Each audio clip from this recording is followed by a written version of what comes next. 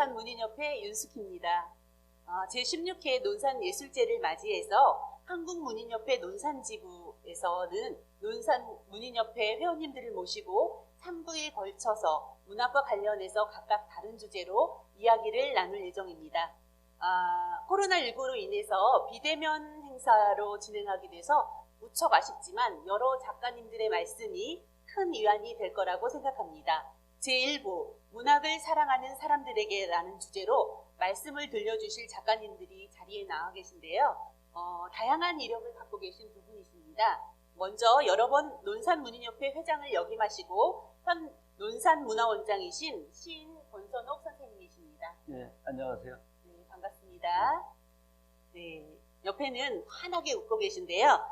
대전시조협회 회장을 역임하시고 현 한국시조시인협회 대전 지회장이신 시조시인 김광순 선생님이십니다.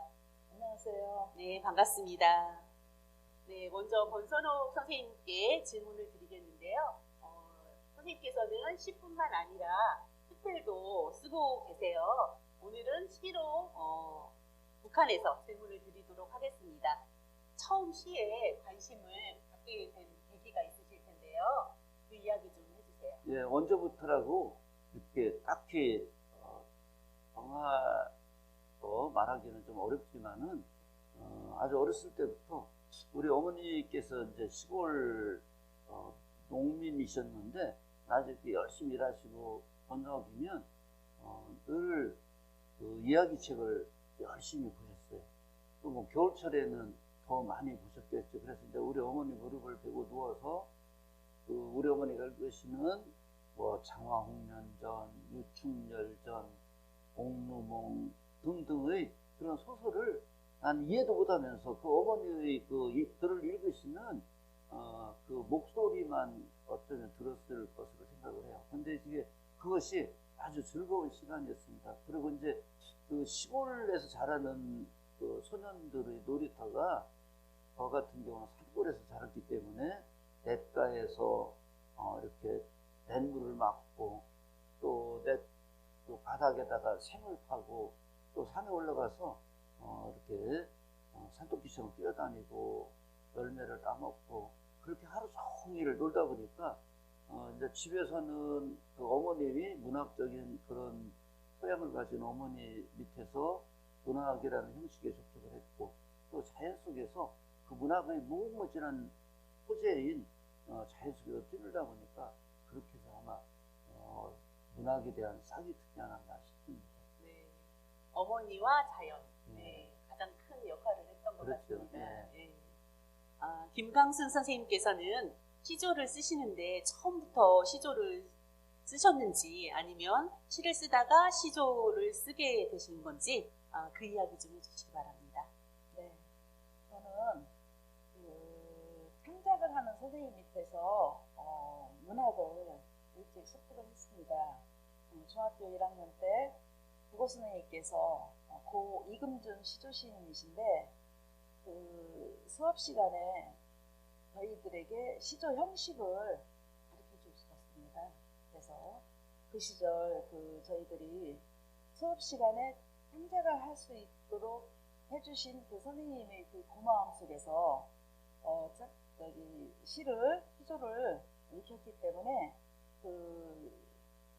비록 외형적이지만 그 어린 가슴에 차곡차곡 그 내공이 쌓여서 시조를 한 발 한 발 내딛게 됐습니다. 그러면서 문학 청년 시절을 거치면서 시도 쓰고 소설도 썼습니다. 예를 들어서 그 두 번째 시집에 실려 있는 푸른 불면이라는 그 시는 시조로도 쓰고 시로도 쓰고 단편 소설로도 써보면서 다양성을 익혔습니다. 그런데 이제 옛날에 80년대에는 등단 제도가 추천 제도가 있었습니다. 그런데 이제 모두 세 장르에 걸쳐서 시, 산문, 시조까지 초회천을 거쳤는데 가장 먼저 신춘문예에 88년도에 등단하면서 계속 시조의 길로 한 걸음 한 걸음 오다 보니까 저에게 가장 잘 맞은 옷을 입은 것처럼 또 호흡이 맞습니다. 시조하고. 네, 시조하고. 네. 권선욱 선생님께서는 시를 사랑하시는 분들이 요즘 좀 많이 늘어나고 있는 것 같아요. 시를 쓰고 싶은 분들, 또 시를 사랑하는 분들에게 혹시 전하고 싶은 말씀이 있으시다면 이야기. 그 어떤 사람들은 시인이 많아지는 것을 좀 이렇게 부정적으로 이야기를 하는 분들도 있습니다. 그분들의 견해는 시는 진짜 문학의 정수여야 되는데 그런 문학에 대한 애경감 같은 것이 없이 진짜 내가 좋은 시를 써야 되겠다는 그런 생각, 시를 쓰는 두려움을 가지고 시를 써야 되는데 어떤 작품들은 그렇지 못하다 보니까 혹은 어떤 독자들이 그 작품을 읽고 마치 그 음식 전체가 맛없는 음식처럼 안 먹는 것처럼 시에 대해서 이렇게 예민하게 될까봐 걱정을 하는 분들도 있습니다.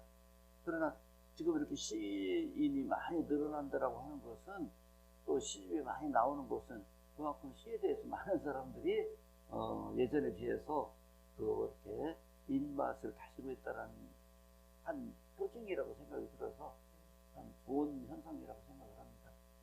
네.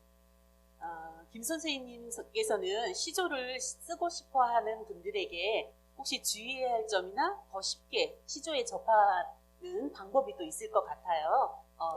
그 말씀 좀 해주시기 바랍니다. 네. 시조는 그 3장 사원보 율법으로 나가는데 그 글자 수만 맞춘다고 해서 시조가 되는 것은 아닙니다.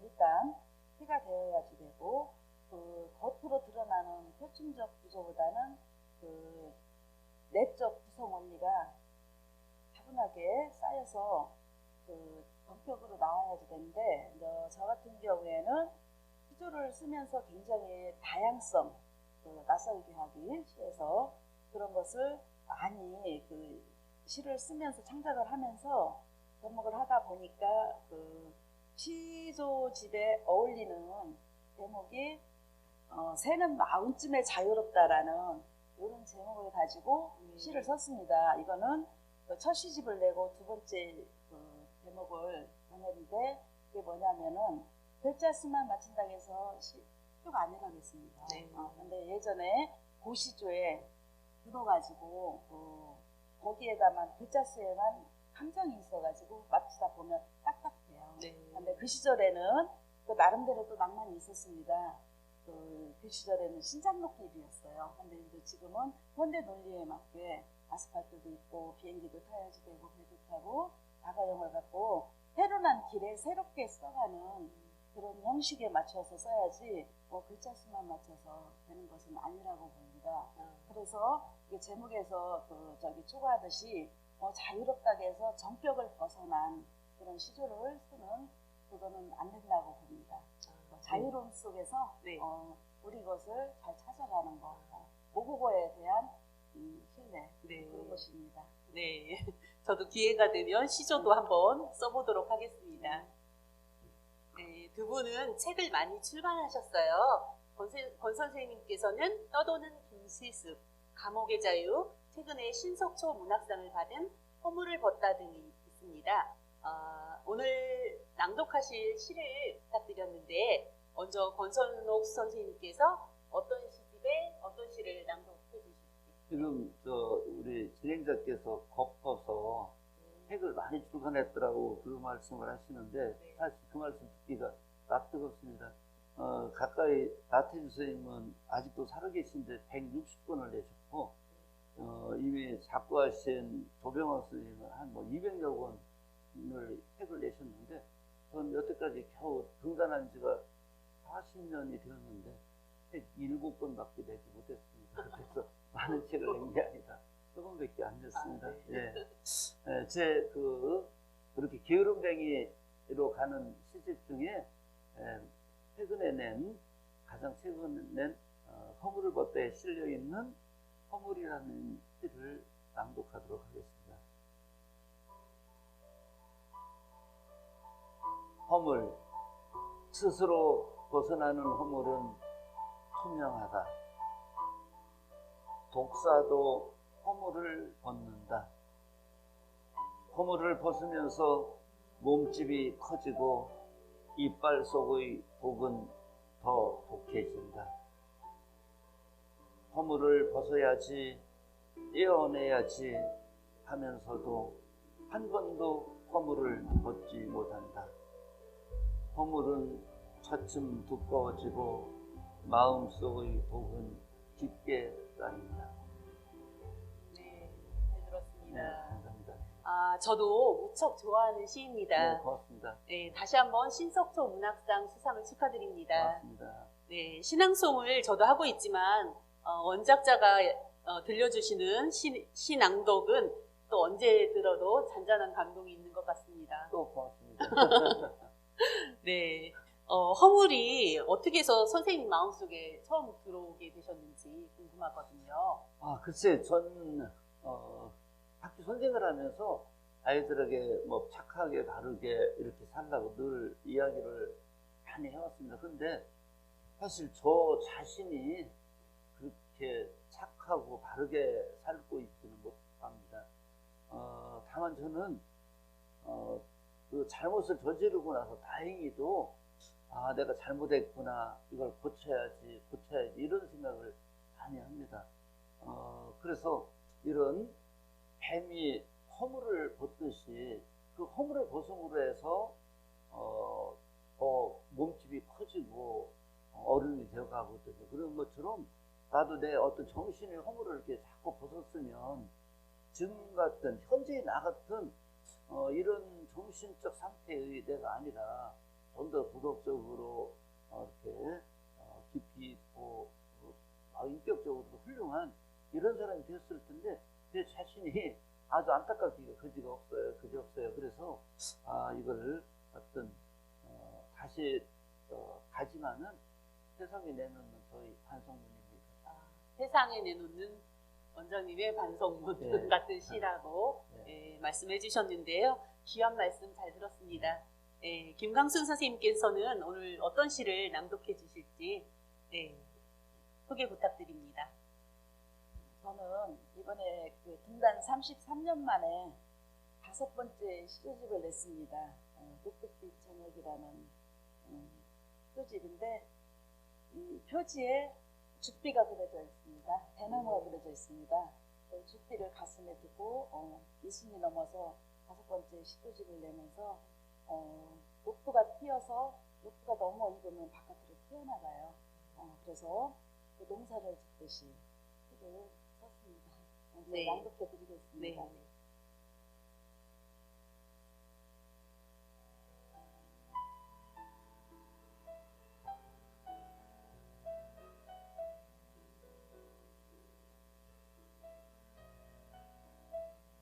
그 배면이 바로 치라.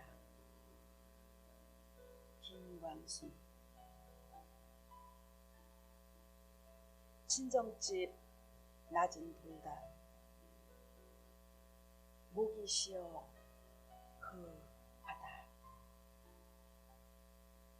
내려배는 들창밥 질그릇 어스름이 엎어진 초승달 아래 떨어지는 오동꽃.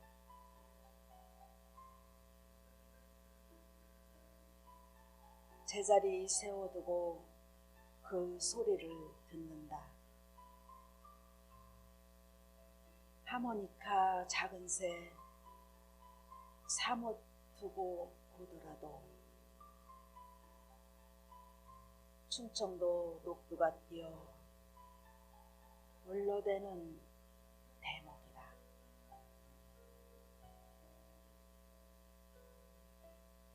연암은 틀리 빠진 찰옥수수 농법이라.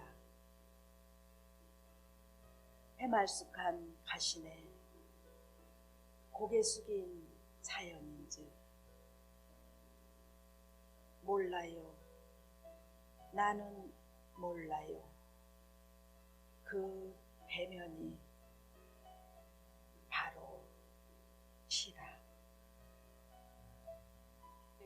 잘 들었습니다. 네. 네, 시조는 음률이 있어서 읽을 때도 들을 때도 특유의 멋이 있어서 아주 참 좋은 것 같습니다. 네. 네. 배면이 바로 시라라는 시를 어떻게 해서 쓰게 되셨는지 궁금합니다. 그 모든 사물이나 사람에게나 그 뒷면이 있습니다.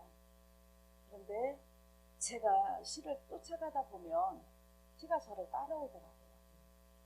그런데 저 친정집 낮은 돌담 아래 뒤에 있는 그 말랭이 밭에서 들려오는 종달새 소리가 어릴 때는, 그리고 좀 더 커서는 제가 문학 청년 시절 그때 당시 비둘기호 기차를 타고 명동에 짜동문학을 갔습니다. 학문활동을 하기 위해서. 그때도 기차를 타고 시가 쫓아오더라고요.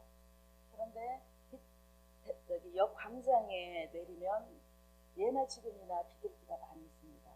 그런데 비둘기가 그때 당시 그 멋은 피집을 한번 옆구리에 끼고 핸드백 들고 그게 멋이었습니다.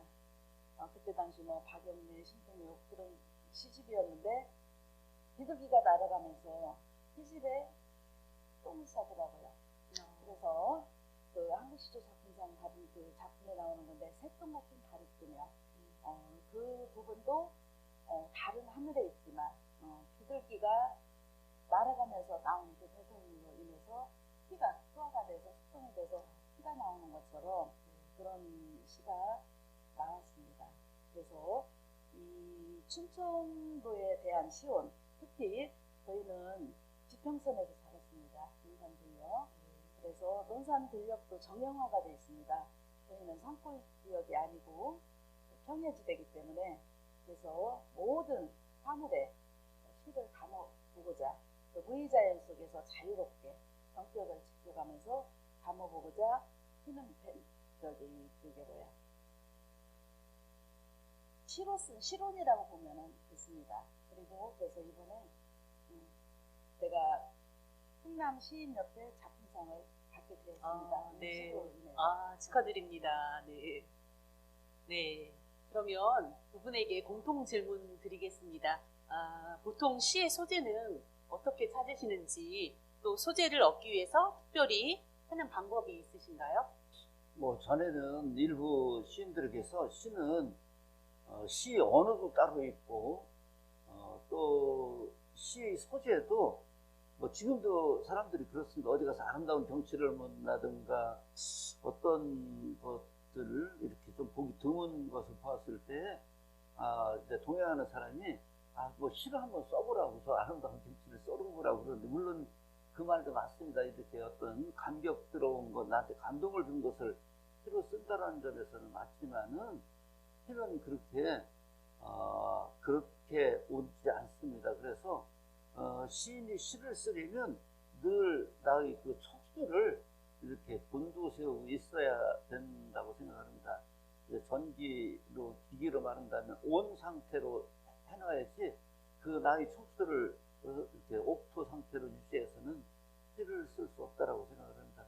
그래서 이렇게 내 촉수를 곤두세우고 있다 보면 그렇게 늘 긴장을, 무의식적인 긴장을 하고 있다 보면 어떤 때 갑자기 우리가 이 허공에서 그 전기의 스파크가 일어나듯이 어떤 것들이 이렇게 시로 딱 이렇게 전해오는 때가 있습니다.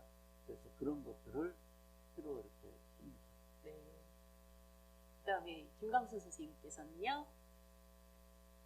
시를 쓴다라는 것은 제 자신을 드러내는 것이라고 봅니다.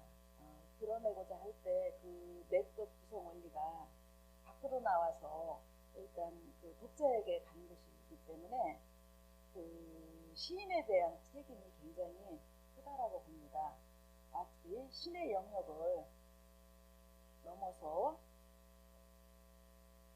써야지 된다. 잠깐만요. 그런 것처럼 이 시조라는 그 형식리에 갇혀서 이렇게 갇히다 보면 굉장히 어려운데, 그 이른 봄에 그 나무에서 꽃이 펴서 지금 11월 말일쯤 되면 첫눈이 오기 전에 낙엽이 모두 떨어져서 그 나무까지 가지에 낙엽이 한 장 떨어질 때 그거를 섬으로 봤던 제 20대 청춘이 생각나는 밤입니다. 그래서 시를 쓰는 모든 후배들한테 제가 들려주고 싶은 말은 20대 일찍 시작해서 많은 습작 기간을 거쳐서 10번 읽어서 단 한 편의 시를 쓸 수 있는 그런 좋은 작품을 쓰기 위한 그런 시적 내면이라고 볼 수 있다고 말하고 싶습니다. 네. 자, 오늘 두 분하고 말씀 나눴는데요. 마지막으로 시와 시조에 관심 있는 분들에게 큰 희망이 되기를 바랍니다. 그리고 오늘 귀한 말씀 너무너무 감사합니다. 다 함께 인사드리면서 오늘 마치도록 하겠습니다. 시청해 주셔서 감사합니다. 네, 감사합니다. 제16회 논산예술제 일환으로 한국문인협회 논산지부에서는 논산문인협회 작가님들을 모시고 3부에 거쳐 문학에 대해 말씀을 듣고 있습니다. 안녕하세요. 다시 인사드립니다. 저는 논산문인협회 윤숙희입니다. 제2부 더 좋은 작품을 쓰고 싶은 사람들에게 라는 주제로 말씀을 해주실 작가님 두 분을 모셨습니다. 먼저 이쪽에 계신 선생님은 박재학 선생님이시고 시대읽기 작가회 회장이시고 어린왕자 문학관 관장님이십니다. 반갑습니다. 안녕하세요. 네, 미소가 매력적이십니다. 네, 대전 작가회 회원이시자 어린왕자 문학관 상주 작가인 황은경 시인이십니다. 네, 안녕하세요. 네, 반갑습니다. 반갑습니다. 네, 지난번에 어린왕자 문학관을 소개해드린 적이 있는데요. 두 분에게 어린왕자 문학관은 어떤 의미이신가요? 어린 왕자라는 책은 센텍슈페리가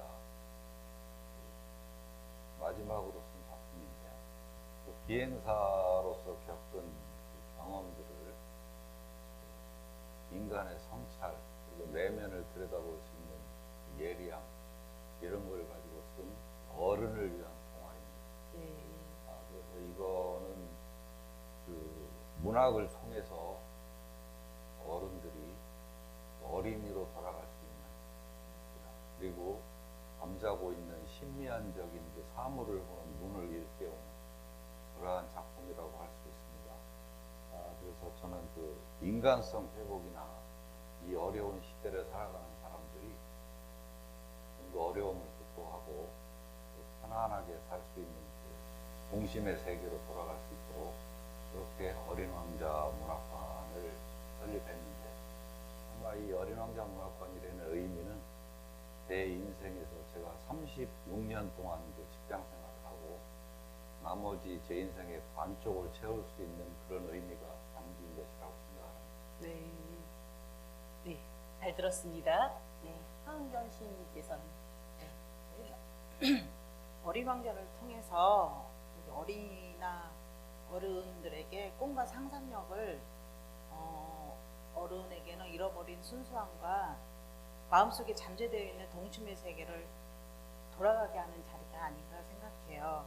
그리고 또 이제 문학의 향수를 생각하게 하고 문학을 통한 긍정적인 마음과 문학의 향유를 접하는 교육 확대가 줄 것이라는 생각으로 공부를 통해서 상주 작가의 일을 지금 하고 있습니다. 네. 저도 가봤는데 어린이들을 위한 공간 같지만 어른들도 가셔가지고 힐링의 공간이 될 수도 있겠구나 그런 생각을 하고 왔습니다. 글을 처음 쓰는 것도 어렵지만 원고를 계속해서 다듬는 것 역시 굉장히 어려운 작업인 것 같습니다. 두 분은 어떻게 퇴고하시는지도 궁금한데요. 혹시 특별한 방법이 있으신지요? 그 시나 그 문학이라는 거는 언어를 통한 일종의 유의라고 생각이 드는데 저는 습작을 할 때는 그 유명하신 분들한테 제 글을 보내서 글을 좀 잘못된 점이 있는지 봐주십시오 하고 이런 일을 여러 차례 했어요. 근데 돌아올 때마다 꽤 어떤 분은 신랄한 비판을 하시고 어떤 분은 좀 고치면 될 것 같다 그런 말씀을 해주셔서 결국은 언어를 쓰는 이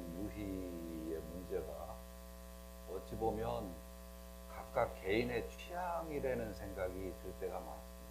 예를 들면 어떤 분은 이 시는 참 좋다 이렇게 말씀을 하시는데 어떤 분은 이것도 시냐 이런 말씀을 하시는 분이 있으십니다. 그 이후로는 제가 다른 분들한테 보여주면서 태고를 부탁할 이유가 없구나.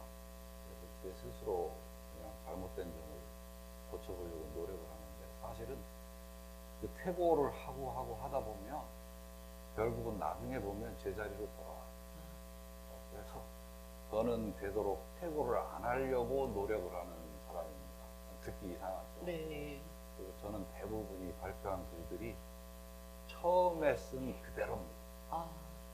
이 태고를 거의 하지 않아요.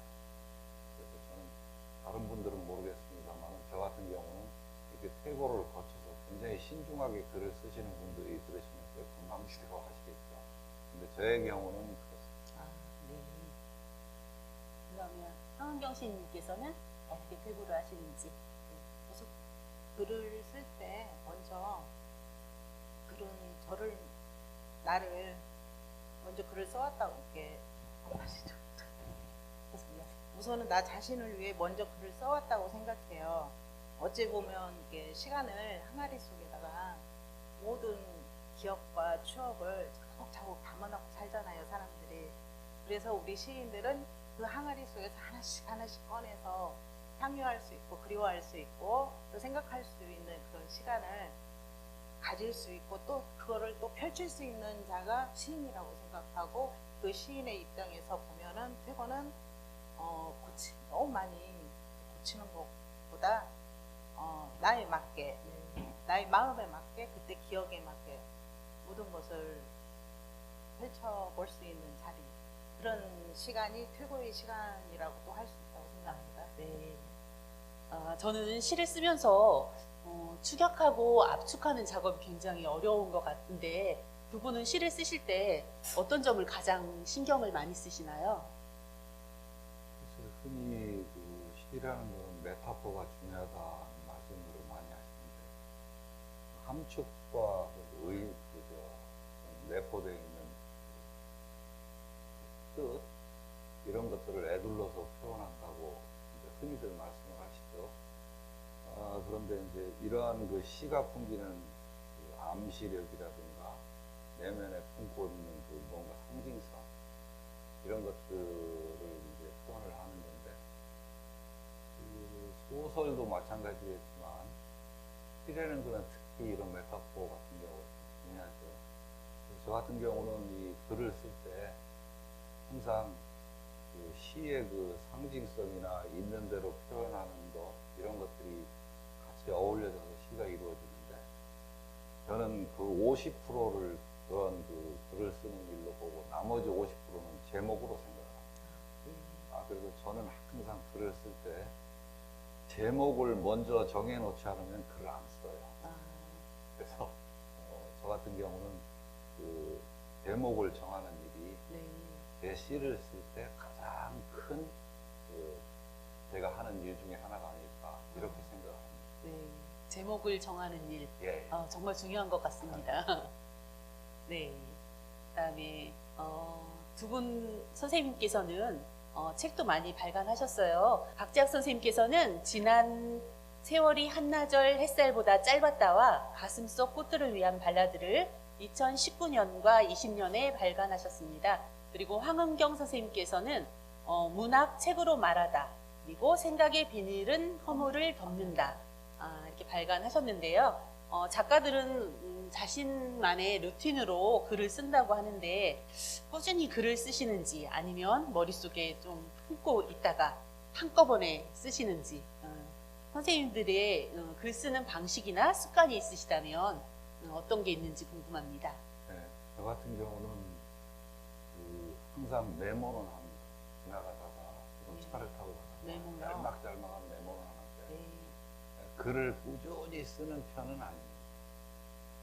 쓰는 편이 아니고 청탁이 온다든지 오랫동안 쓰지 않고 있다가 글을 한번 써봐야지라든가 이런 생각이 들 때 그럴 때 쓰는 편인데 보통 다른 분들은 이제 책상 앞에 정자세를 하고 쓴다든지 좀 앉아서 쓰신다든지 대부분 그러실 거예요. 저 같은 경우는 가난한 집에서 호롱불 켜놓고 이렇게 살아서 그런지 몰라도 평생의 그 습관이 지금도 저녁에 엎드려서 글을 씁니다. 네. 정자세로 쓴다든가 이렇게 하면 전혀 글이 안 나와요. 그래서 좀 더 엎드려서 쓰는 편인데 보통 일필 휘지로 한 번에 휘갈겨 쓰신 분들, 천재적인 분들이 꽤 많으시죠. 근데 저는 뭐 그런 정도는 안 되고 그냥 이렇게 생각날 때 메모해둔 것들을 많이 참고를 하죠. 참고를 하면서 조금씩 엎드려서 이렇게 쉽게 말하면 시라는 것도 글의 조합이잖아요. 글씨의 조합인데 그 글씨를 어떻게 좀 함축적으로, 상징적으로 잘 조합하느냐의 문제인데 그런 것들을 유심하게 20분이고 30분이고 생각을 하다가 그렇게 엎드려서 글을 씁니다. 네, 엎드려서 자유롭게 예. 메모를 또 참고하셔서 예. 이렇게 쓰시는군요. 네. 네, 황은경 시인님께서는 저는 글 쓰는 방법이라면 어렸을 때부터 호기심이 좀 많아요. 네. 뭐든지 어머니 따라다니면서 왜 그래서 그렇게 해서 어떻게 했는데 항상 그거를 묻고 답을 요하고 하는 그런 시간들을 생각해보니까 굉장히 많은 것 같아요.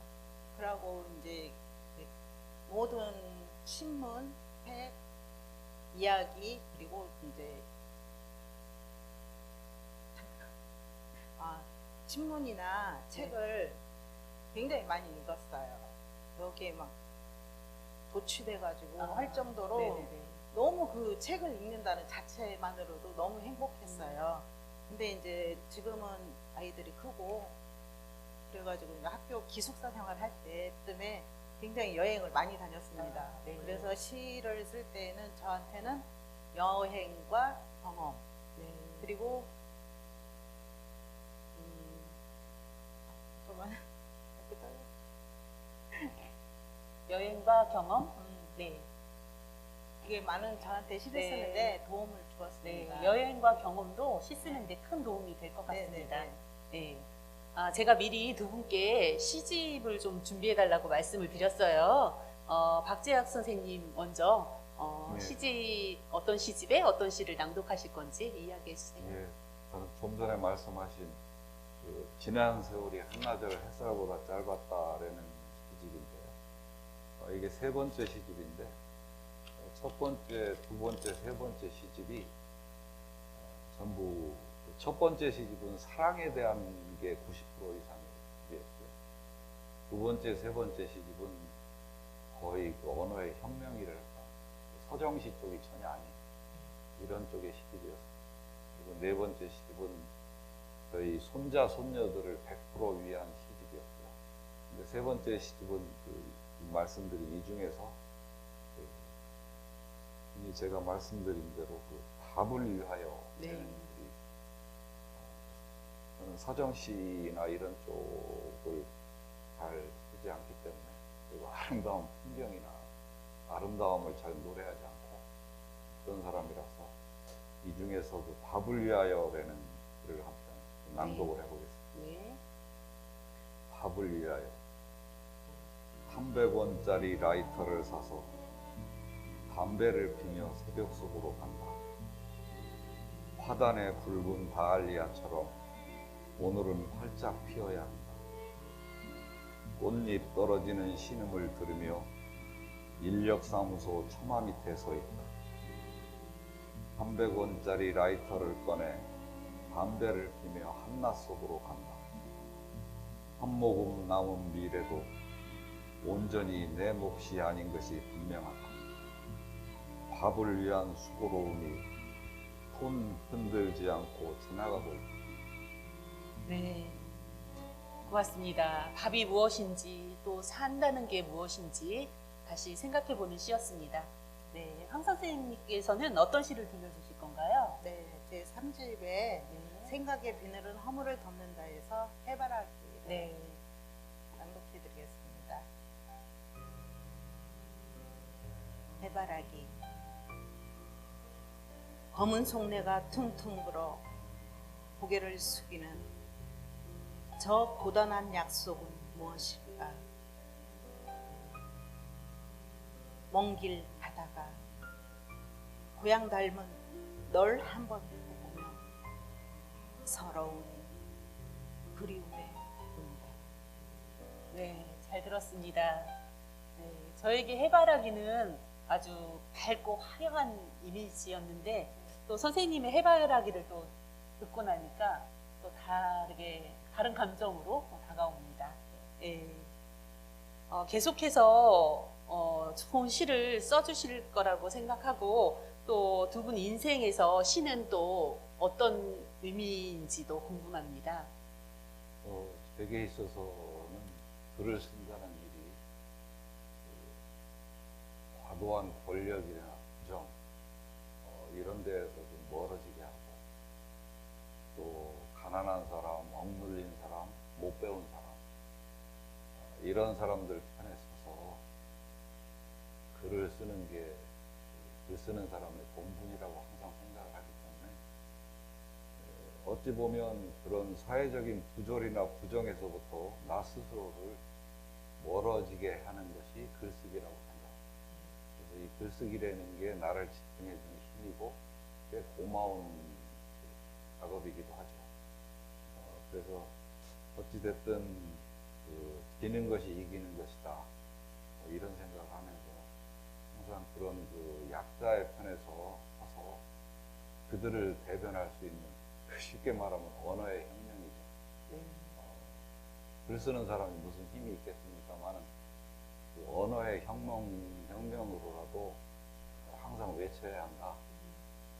이런 생각으로 계속 글을 써나가면서 제 삶을 지탱을 해보도록 하겠습니다. 네, 언어의 혁명 아주 가슴 깊이 와닿습니다. 네, 황은경 시인님께서는 네, 어떤 의미이신가요? 저에게 시의 의미는 삶의 힘이고 내 자신을 지탱할 수 있는 따뜻함, 그런 따뜻함을 주는 친구. 따뜻함을 주는 친구. 네. 왜냐하면 세상에 어렵고 외로운 사람들이 많이 있잖아요. 그런 사람들이 어느 누구한테 따뜻한 말 한마디 듣는다면 그 순간을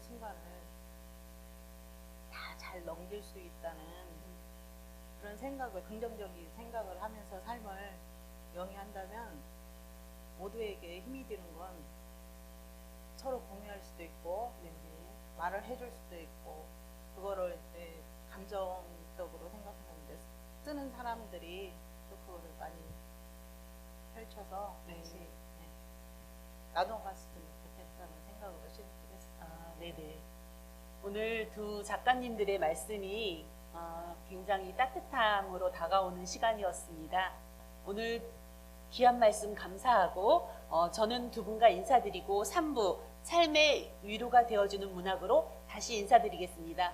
시청자 여러분 감사합니다.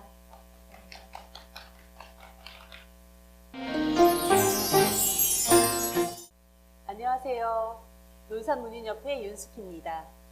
제16회 논산예술제의 일환으로 한국문인협회 논산지부에서는 문인협회 작가님들을 모시고 3부에 거쳐 문학에 대해 말씀을 듣고 있습니다.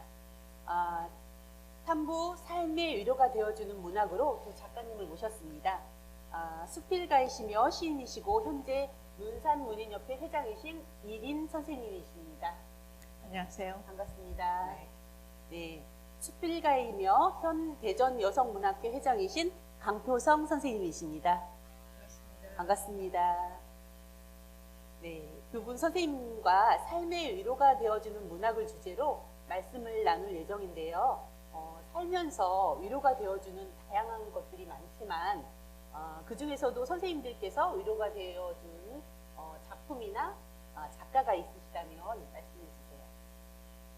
저 같은 경우는 청소년 시절에 세계문학 전집 같은 걸 정말 많이 읽었어요. 그래서 그 시절에는 참 많이 읽었지만 그 중에서도 모파상의 여자 일생, 또 앙드레 지드 저분문, 그래서 뭐 알렉산드르 듀마의 몽테그리스 백작 이런 것들에서 그 어떤 구절들이 저에게 주는 울림들이 참 많이 있었어요. 그런 것들한테 좀그 위로 아니면 뭐 나 나름대로 청소년이 가져야 하는 어떤 그 앞으로 살아가는 데 있어서 좌우명 이런 것도 찾고 그랬는데 이제 중년이 되니까 박완서 선생님 작품들에 정말 많은 위로와 또 가끔씩 그 박완서 선생님 책을 보면서 내 자신이 살아가는 방식에 대해서나 참 위로나 어떤 그 슬픔 이런 것들을 같이 느끼면서 위안을 많이 받았던 것 같아요. 돌아가셨지만 그래서 지금도 박완서 선생님 책이 가장 많이 있어요 저한테. 네. 박완서 선생님. 네네. 네. 네. 그럼 강표성 선생님께서는 저는 네네. 제가 좋아하던 그 작가나 그런 또 감동을 받던 작품들이 상황에 따라서 또 그 나이에 따라서 조금씩 달라졌는데 저한테 가장 최근에 인상 깊었던 분은 문인수 시인이에요.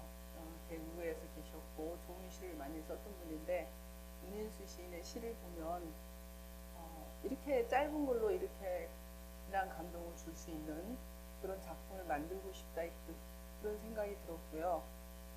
또 예전에 제가 참 마음이 힘들었을 때 위로받았던 시 중에 저를 막 뭐랄까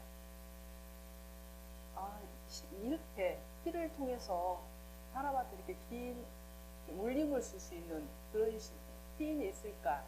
그런 시를 쓴 시인이 최순자 시인이었는데 그 시인을 지금도 기억해요. 20년 전에 제가 봤을 때 그 느낌, 그 감동을 기억하고 또 수필가로서는 제가 어차피 수필을 쓰기 때문에 수필가로서는 최민자 수필가를 참 좋아하고 배우고 싶은 그런 수필가입니다.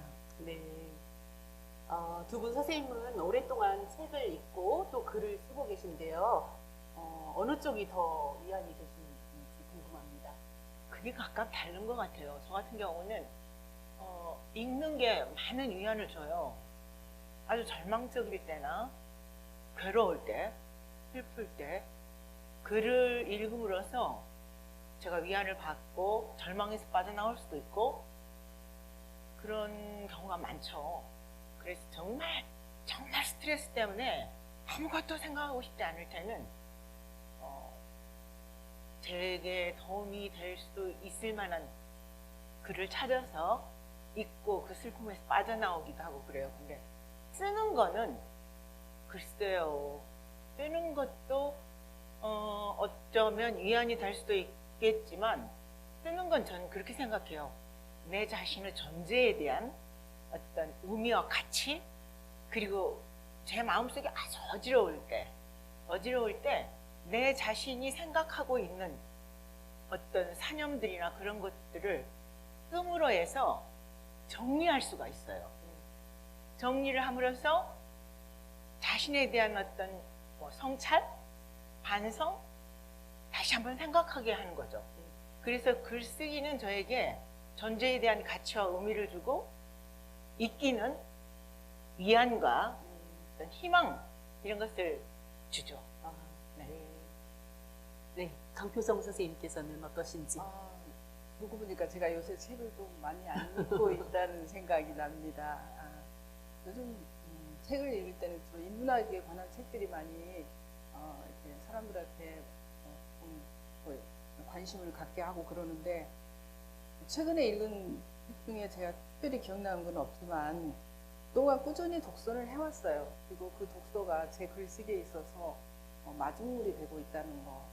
그리고 제가 글을 쓰는 일에 지쳐 있을 때 나무 글을 읽으면서 제가 도전도 받고 위로도 받고 또 어떤 그런 책임감도 느껴요. 저도 어차피 쓰는 사람이기 때문에 내 글이 누군가한테 갔을 때 어떤 울림으로 남을 수 있을까, 어떻게 공감을 불러일으킬 수 있을까, 또 이 글을 하나를 통해서 사회적으로도 또 누군가한테 어떻게 부딪힐 수 있을까 그 반향에 대해서도 끊임없이 고민을 하게 되더라고요. 그래서 글쓰기가 개인적으로 시작은 위로로 출발했지만 위안으로 출발했지만 실은 부담도 되고 또 책임도 느끼는 어떤 그런 과정에 이르렀어요. 그건 누가 시켜서 하는 게 아니고 제 스스로 그렇게 느끼게 되었습니다. 네. 저는 여전히 글을 쓰는 것이 두렵더라고요. 그래서 읽는 것이 저는 더 위로가 됩니다. 수필은 자신을 드러내는 문학이잖아요. 어떻게 보면 쉬울 것 같지만 또 한편으로는 부담스러운 부분이 분명히 있을 것 같아요. 그래서 혹시 또 저 같은 경우는 일기를 또 쓰다가도 혹시 남들이 내 일기를 보면 어떡하지? 뭐 이런 생각을 할 때도 있는데 선생님들께서는 그런 두려움이나 망설임 이런 게 분명히 있으셨을 텐데 어떻게 극복하셨는지 궁금합니다. 물론 있죠. 저 같은 경우는 제가 수필을 쓰게 된 것 자체가 일기를 쓰므로써 시작을 했는데요. 정말 아픈 얘기나 정말 상처 있는 얘기는 아직도 못 쓰고 있어요. 나 자신을 온전히 벗질 못한다고 할까요? 그리고 또 쓰고 싶은데 저하고 연관이 되는 어떤 그 관계들 때문에 주저하기도 하고 그래요. 어쨌든 수필은 영감해야만 쓸 수 있는 글이라고 생각하고 아직도 그 영감을 제 생각에는 남들은 어떻게 보일지 모르겠지만 제 생각에는 좀 더 용기를 내서 언젠가는 정말 아픈 이야기, 정말 하고 싶은 얘기를 쓸 수 있을 때가 있을 것이고 시를 쓰고 있는 이유 중에 하나가요. 시는 그렇게 발가벗겨지지 않은 것 같아요. 시는요. 어떤 분들은 뭐 수필 쓰기가 쉽다, 시는 더 어렵다 생각하는데 제 개인적인 체험으로는 시 쪽이 더 쉬워요. 시인들께서 저를 어떻게 말씀하실지 몰라도 시 쪽이 쉬워요. 오히려. 그리고 나를 있는 그대로 벗지 않아도 되고. 네, 그렇습니다. 네. 네. 강표성 선생님 한 말씀 해주세요. 저도 이린 선생님 말씀에 많이 공감합니다. 글을 쓴다는 게 특히 수필을 쓴다는 일은 나를 드러내는 일이어서 조심스럽기도 하고 자칫하면 자기 과시로 흐를 수가 있고 또 조금 이렇게 뭔가 좀 바른 말을 한다 싶으면은 교훈이나 훈계 쪽으로 흐를 수가 있거든요. 그래서 굉장히 조심해야 되는데 끊임없이 스스로 필터링을 해요. 그럼에도 불구하고 잘 안 돼요. 내 감정이 들어가고 또 나라는 시 렌즈를 통해서 그런 것들을 걸러내야 되기 때문에 그게 굉장히 조심스럽고 힘든 작업이에요. 그래서 저는 이제 글을 쓸 때 최근에는 무슨 걸 고민을 하냐 하면은 내가 정말 이 글을 쓰는 동기가 무엇인가 그걸 고민을 해요. 그리고 내가 쓰고자 하는 게 그 대상에 대해서 얼마나 동화되고 있는가, 대상에 대해서 얼마나 알고 있는가 그거에 대해서 한 번 더 생각해보고 궁극적으로 제가 원하는 건 사람이든 사물이든 그 본질에 대해서 접근하려고 그래요. 그래서 그런 생각을 하니까 조금 자유로워졌어요. 본질에 대해서 접근하고자 하니까 그러니까 내 개인의 그런 사적인 그런 영역으로부터 조금 더 편안해질 수 있겠다 이런 생각이 들어서 글쓰기를 통한 어떤 성취 여부를 떠나서 제가 앞으로 계속 추구하고 싶은 부분은 본질에 대한 접근입니다. 그래서 조금 편하게 가려고 합니다. 네네. 두 분 선생님께 수필 작품을 부탁드렸어요. 이린 선생님은 홀로 부르는 사랑 노래, 또 그 여자의 집 외 다수가 있습니다. 그리고 강표성 선생님은 어린이를 위한 책도 쓰셨고 또 수필집 마음싸개가 있습니다. 먼저 이린 선생님께서 어떤 부분을 낭독해 주실까요? 네, 제가 지금까지 책을 그러니까 수필집을 4권을 내고요. 시집을 1권을 냈는데 제 3번째 수필집이 마음의 뜨개질이라고 있습니다. 그 세 번째 스필집 중에서 지리산이라는 작품 중에서 마지막 부분을 조금 읽어드릴까 합니다. 꽤 오래된, 제가 지리산에 등산을 그닥 좋아하는 편은 아닌데 지리산에 간 적이 있었어요. 그때 지리산에 들어가서 느끼는 것이 있어서 썼었어요. 근데 한번 읽어보겠습니다. 네. 저만치 떨어져 피어있는 손톱보다 작은 꽃과 눈맞춤을 한다. 그에게도 인사를 하고 싶다. 내 눈에 들어와줘서 반갑다고. 그 둘레로 숨은 듯 더단한 폴립들에게도 그 이름을 불러주고 싶다. 그들이 가지고 있는 고유 이름으로 그들을 부를 수 있을 때 그것들은 온전히 내 안에 존재하는 것이 될 수 있을 것 같다는 나의 생각이 부질없는 것만은 아니리라. 맨 처음 그것들의 이름을 지어주고 불러준 누군가도 자기 안에 그들의 존재를 심고 싶어서가 아니었을까. 이름을 모른다는 것은 그것이 무엇이든 우주에 사는 무수히 많은 생명체 중에 하나일 뿐 내게는 아무런 의미나 가치가 생성되지 않는 존재와 그 존재가 될 수밖에 없을 테니까. 그동안 나는 혹시 찰나의 삶만을 추구하지는 않았는지 저 쉼 없이 흐르는 물에게 묻고 싶다. 누군가는 삶이란 새로운 체험 시간들이 쌓여진 인간들의 발자취의 결정체라고 하지 않던가.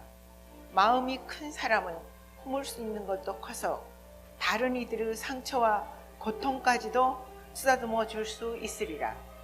오랜만에 찾아온 지리산. 자연도 마음이 큰 사람의 품처럼 넓은 품이 있다면 지리산이야말로 품이 넓은 모성의 산이 아닐까. 그 넓은 품 안에 안겨 자연과 인간, 세월과 삶에 대한 흔적들을 더듬어 본다. 그리고 그의 숨결을 느껴보고 싶다. 한 100년 살다가는 인간의 삶도 이리 저리도록 고통과 슬픔이 병켜 있거늘 수천 년, 수만 년 장구한 세월 헤아릴 수 없는 부침과 지난한 역사를 이어왔을 지리산. 그의 상처와 해안에도 귀 기울여 듣고 싶다. 네, 잘 들었습니다. 네, 마음이 큰 사람은 품을 수 있는 것도 커서 다른 이의 상처와 고통까지 쓰다듬어 줄 수 있다는 문장을 들으면서 저도 새삼 내 품은 과연 얼마나 될까 한번 생각해 봤습니다. 네, 강풀성 선생님 준비되셨나요? 아, 예. 영혼을 연주하던 이 글은 눈물에 대한 작품이거든요. 예. 정말 어떤 때 말없이 정말 눈물이 흘릴 때, 이럴 때는 누군가 내 영혼을 연주한다 이런 생각이 들었어요. 그래서 그게 뭐 통회의 눈물일 수도 있고 회개의 눈물일 수도 있고 또 살면서 누구한테 말로 할 수 없을 만큼 괴롭고 힘들 때 그때의 울음, 그것은 정말 보이지 않는 어떤 분이, 어떤 신이든 어떤 정말 절대자가 내 영혼을 정말 지금 조율하고 있구나, 내 영혼을 연주하고 있구나, 이런 생각이 들었어요. 읽어보도록 하겠습니다. 나이 들수록 눈가가 촉촉해지는 이가 좋다. 작은 일에도 눈가가 젖어드는 이는 믿음이 간다. 그는 영혼도 부드럽고 말랑해 보인다. 타인의 슬픔에 마음이 기우는 이는 안전거리 운운하며 거리를 두지 않아도 될 것 같다. 지친 머리를 기대면 눈물이야말로 삶의 방부제가 아니겠냐며 어깨를 감싸줄 것 같다. 젖은 눈빛으로 손을 잡아주지 싶어 그 마음의 여백에 기대고 싶다. 잘 울고 싶다.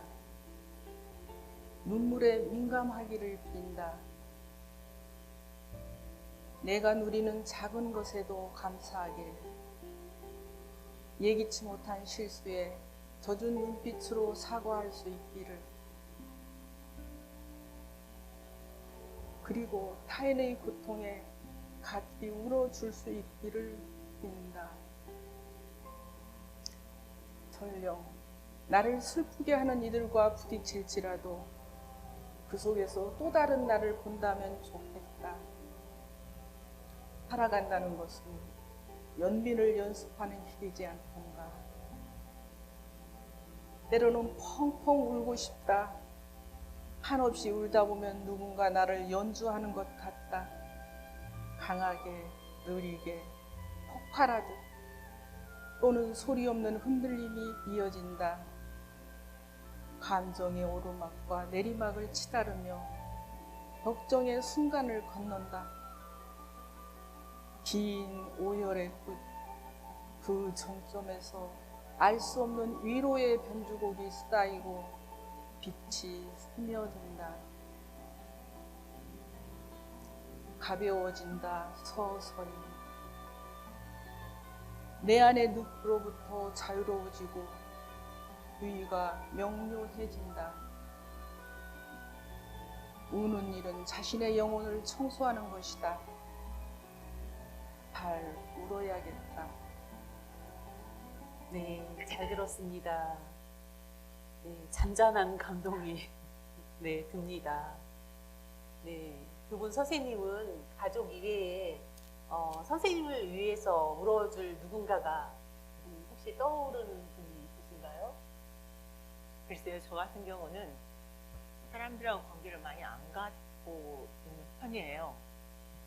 가끔 제가 표현하는 게 섬처럼 산다 이런 얘기를 하는데, 그래서 그런지 친구도 많지 않고, 글쎄요, 별로 안 떠오르네요. 네, 많이 외로우실 것 같은데. 뭐 인간 다 외로운 거 아니겠어요? 네네. 네, 강표성 선생님께서는 혹시 누가 계세요? 혹시라고 예 있습니다. 네네네. 저는 친구 2명이 떠오르는데, 물론 많은 친구들이 있지만 그런 생각을 해요. 제가 죽었을 때, 제가 이 세상에 없을 때 정말 진심으로 나를 위해서 울어줄 사람, 그리고 아무도 나의 어떤 그 마지막 무덤이든 아니면 다른 어떤 그 시설에 일고를 함으로 묻혀있던, 그럴 때 아무도 기억하지 않았을 때도 불러줄 사람이 둘은 있겠다 싶어요. 그런 친구, 그동안 그런 친구를 별로 생각을 안 했는데 이 질문을 받으면서 그런 친구가 나에게 있구나. 그래서 저한테는 굉장히 좋은 기회인 것 같습니다. 네. 살면서 친구 한 명만 있어도 그런 삶이 성공한 삶이라고 하는데, 좋은 친구가 두 분이나 계시니까 행복하시겠어요. 네. 그리고 작가님들에게 마지막으로 질문 드리겠는데, 독자들에게 어떤 작가로 기억되고 싶으신지 이야기. 얘가 생각하는, 그것도 좀 자신이 없는데, 정말 저 어렸을 때는 작가가 굉장히 희귀한 존재들이었어요. 책도 아주 없었죠. 그래서 책만 보면 저 같은 경우 뭐 나무집에 가서도 염치채면 불구하고 책을 붙들고 있고 그랬었기 때문에, 작가라는 존재는 우리 보통 사람들보다 훨씬 더 높은 어떤 위치에 있는 사람들이라는 그런 사고를 갖고 있었어요. 근데 지금은 다 작가예요. 네. 미디어 세상이 또 그렇게 발전도 했고, 지금은 누구나 작가고 누구나 독자고 그런 것 같아요. 다만 제가 생각하는 거는, 어떤 경우 이걸 글이라고 썼나? 이거는 종이가 아까워 라는 생각을 하게 하는 작품들도 사실 있어요. 그래서 저는 제 글을 읽는 분들이 그런 생각은 안 할 수 있는 그런 글을 쓰고 싶다는 그런 생각, 그리고 제가 누군가의 작품에서 위안과 때로는 희망, 때로는 그런 거 있죠. 상대적 행복? 네. 그런 걸 느낄 때가 있어요. 그래서 제 글을 읽는 분들이 위안을 받을 수 있었으면 삶의 어떤 지침까지는 안 하더라도 아 이렇게도 살 수 있구나 이런 거를 느끼셨으면 하는 정도예요. 삶의 위안이 되는 글을 네. 쓰신다는 말씀이시죠? 네네. 강표성 선생님께서는 어떤 글을 쓰고 싶으신가요? 이린 선생님이 겸손하게 말씀하셨는데 저 이린 선생님 작품 보면서 많이 위로받습니다. 고맙습니다. 저는 이제 글을 쓸 때 정말 열심히 썼지만 이렇게 독자들한테 다가가지 않고 읽는 분들한테 다가가지 않는 건 어쩔 수 없는데 저한테 소망이 있다면 그런 생각을 해요. 제 글을 본 사람이 이 사람이 1년 후에 어떤 글을 썼을까? 이 사람이 다음 작품 무엇일까? 그렇게 궁금하고 기대할 수 있는, 그리고 조금 더 내가 전진하는 모습, 좀 더 작품을 통해서 나아지는 모습을 보여주고 싶다, 그런 욕심은 갖고 있어요. 네, 잘 들었습니다. 두 선생님들의 작품이 더 많은 독자들에게 알려져서 큰 사랑을 받으시기를 응원하겠습니다. 올해는 코로나19로 비대면으로 예술제를 진행했지만 내년에는 대면을 통해서 다양한 활동으로 만나뵙기를 기대합니다. 두 분 선생님과 함께 인사드리도록 하겠습니다. 시청해 주셔서 감사합니다.